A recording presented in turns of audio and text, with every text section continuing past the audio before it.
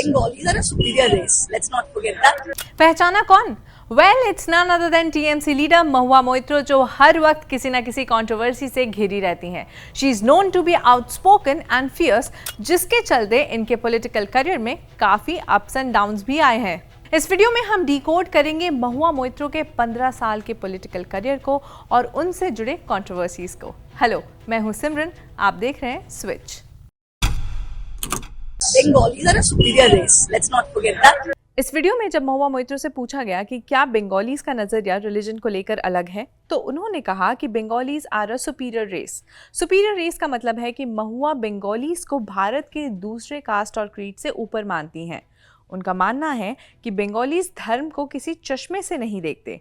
Bengalis के लिए festivals social, cultural और रिलीजियस होते हैं। महुआ मोइत्रो के स्टेटमेंट के बाद उन्हें सोशल मीडिया पर काफ़ी बैकलैश भी फेस करना पड़ रहा है। लोगों का कहना है कि महुआ को सुपीरियरिटी कॉम्प्लेक्स है, जिसका मतलब है कि वो खुद को बाकियों से ऊपर मानती हैं। ये पहली बार नहीं है कि महुआ मोइत्रो ने ऐसा कोई बयान दिया है। इससे पहले भी उन्होंने अपनी विचारधारा बेबाक तरीके से बोली है, लेकिन उससे पहले जानते हैं कि महुआ की एंट्री कैसे हुई सियासत में। 2009 में महुआ मोइत्रो ने अपने बैंकिंग करियर को छोड़कर इंडियन पॉलिटिक्स का हाथ थामा। पॉलिटिकल करियर की शुरुआत महुआ ने इंडियन यूथ कांग्रेस के साथ किया। ये इंडियन नेशनल कांग्रेस का यूथ विंग था। राहुल गांधी के प्रोजेक्ट आम आदमी का सिपाही के फ्रंट रनर में से थी महुआ मोइत्रो। महुआ इस प्रोजेक्ट के बंगाल यूनिट के साथ जुड़ी थी, जहां वो फॉर्मर कांग्रेस लीडर सुब्रत मुखर्जी के साथ काम कर रही थी। बंगाल में सीपीआईएम की सरकार बदलने के ठीक पहले ही साल 2010 में महुआ मोइत्रो ने ममता बनर्जी की party all India Trinamool Congress का हाथ थामा और तब से इनका political career has been on a roller coaster ride. TMC party ने साल 2011 के असेंबली पोल्स और 2014 के लोकसभा पोल्स में महुआ को टिकट नहीं दिया था, लेकिन 2016 के असेंबली पोल्स में महुआ मोइत्रो ने डेब्यू किया और करीमपुर कॉन्स्टिट्यूएंसी से जीत हासिल की। महुआ मोइत्रो को स्टेट कैबिनेट में तो शामिल नहीं किया गया था, लेकिन उनके दमदार स्पीचेस और मास अपील के वजह से उन्हें पार्टी का स्पोक्सपर्सन बनाया गया। और इसी के साथ महुआ मोइत्रो के करियर के साथ कंट्रोवर्सीज भी जुड़ने लगे। On 3rd August 2018, Mahua Moitro reportedly slapped a female police officer at Assam airport, जिस वजह से उन्हें एयरपोर्ट पे डिटेन कर लिया गया था। She was not allowed to board her flight to Kolkata that night, but left with a case registered against her the following day.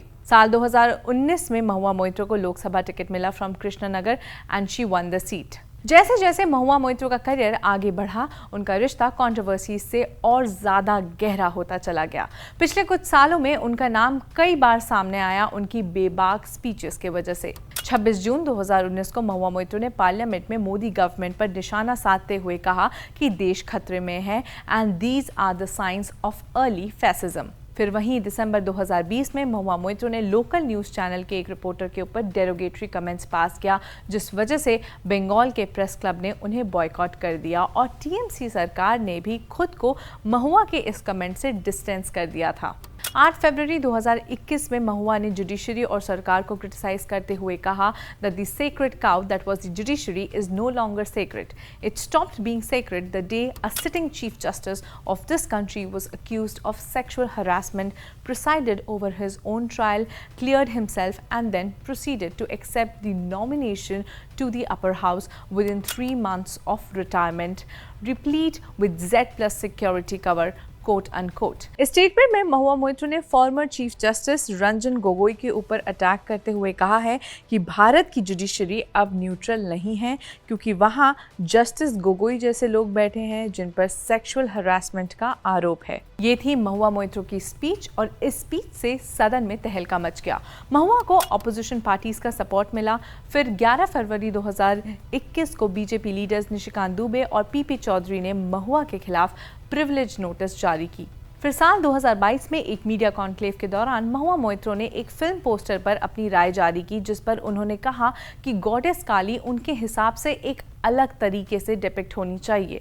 महुआ के इस बयान के बाद टीएमसी ने खुद को महुआ के बयान से दूर कर लिया और कहा कि ये महुआ की पर्सनल विचारधारा है, पार्टी का उनके बयान से कोई लेना देना नहीं है। इसके बाद बंगाल बीजेपी ने कोलकाता और बंगाल के 5 अलग डिस्ट्रिक्ट्स में महुआ के खिलाफ कंप्लेंट फाइल की।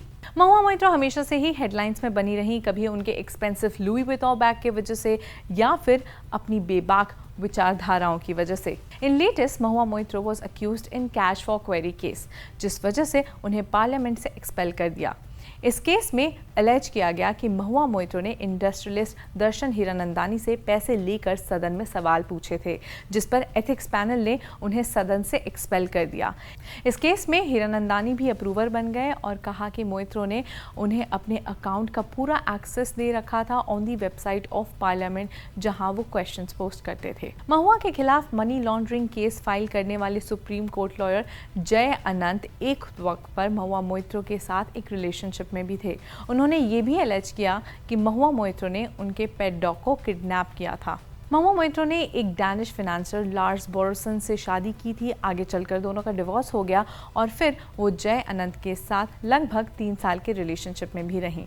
एट प्रेजेंट महुआ मोइत्रो पर एक बार फिर से विश्वास दिखाते हुए ममता बनर्जी ने उन्हें कृष्णनगर सीट से लोकसभा टिकट दे दिया है and she is busy with her campaigns. अब आप लोगों को लग रहा होगा कि सदन से निकाले जाने के बावजूद वो कैसे चुनाव लड़ सकती हैं। ऐसा इसलिए क्योंकि उनका 5 साल का टेन्योर अब खत्म हो चुका है और अब फ्रेश नॉमिनेशंस के लिए वो एप्लीकेबल है। लेकिन क्या इन सब कंट्रोवर्सीज के बाद भी महुआ मोइत्रो जीत हासिल कर पाएंगी इस चुनाव?